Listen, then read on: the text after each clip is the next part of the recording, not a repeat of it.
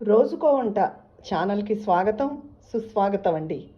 ఈరోజు చాలా హెల్దీ అయినది, కనీసం వారానికి 2 సార్లైనా మనం తీసుకోవాల్సింది, శరీరానికి అన్ని పోషకాలు ఇచ్చే ఆకుకూర పప్పు చూపిస్తున్నానండి. అంటే ఆకుకూర పప్పు అందరూ చేసుకుంటారు, అందులో విశేషమేం లేదు. ఊరికే నేను చేసే పద్ధతి మీకు చూపిద్దామని 2 గుప్పిళ్ళ కందిపప్పు ముందుగా నేను నానబెట్టుకుంటానండి. ఎప్పుడు పప్పు వండడానికి కానీ పప్పు పులుసు చేయడానికి కానీ. అప్పుడు మనకి తొందరగా కుక్కర్లో 3 విజిల్స్కే మెత్తగా అయిపోతుంది. ఒక కట్ట తోటకూరకి ఇది చిన్న కట్టే. ఈ కట్టకి 2 గుప్పిళ్ళు నిండా కందిపప్పు, ఒక టమాటో, ఒక ఉల్లిపాయ, 2 పచ్చిమిరపకాయలు, ఇవన్నీ తరుక్కుని ఈ కందిపప్పు కలిపి చిన్న కుక్కర్లో పెట్టేసుకోవాలి. మళ్ళీ చూపిస్తాను. ఇదిగోనండి, అన్నీ తరిగి వేసేసుకున్నాను, కుక్కర్లో పెట్టేసుకున్నాను. కొంచెం పసుపు వేసుకుని, చిటికెడు పసుపు వేసినప్పుడు కొంచెం పొంగుతుంది కుక్కర్ విజిల్ వచ్చేటప్పుడు, అందుకని ఒక స్పూన్ నూనె కూడా వేసుకుంటే పొంగదు.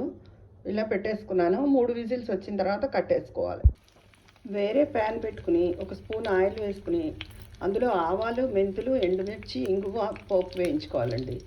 ఇష్టమైన వాళ్ళు వెల్లుల్లిపాయ వేసుకోవచ్చు, నేను వేయట్లేదు. పప్పు మెత్తగా ఉడికిపోయిందండి.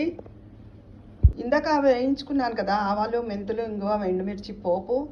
ఈ పోపు నా పళంగా వేయకుండా మిరపకాయని నలుపుకుని వేస్తే కొద్ది వేడి తగ్గాక మిరపకాయ కరకరలాడుతున్నట్టు ఉంటుంది.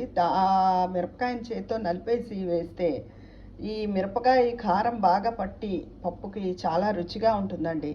అలా పోపు పళంగా మిరపకాయల పళంగా వేసేయకుండా. ఇదిగోనండి, ఎంతో రుచికరమైన తోటకూర పప్పు ఇంగు వాసనతో మా ఇల్లంతా గుమ్మగుమ్మలాడుతోంది. చెప్పగా ఇష్టమైన వాళ్ళు వెల్లుల్లిపాయ వేసుకోవచ్చని.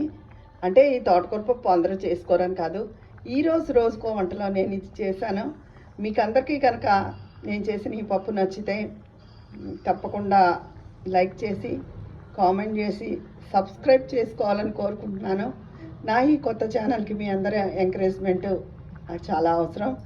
ఉంటాను, మీ విజయ పన్నాల.